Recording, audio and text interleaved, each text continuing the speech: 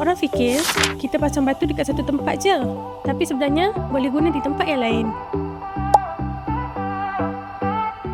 Ramai ingat batu ni hanya untuk kitchen talk sahaja, tapi sebenarnya ramai je yang letak dekat tempat yang tak dijangka.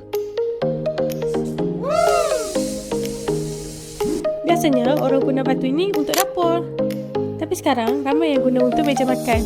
Kenapa? Tahan panas, tahan calar dan nampak premium. Ada juga yang guna untuk vanity bathroom.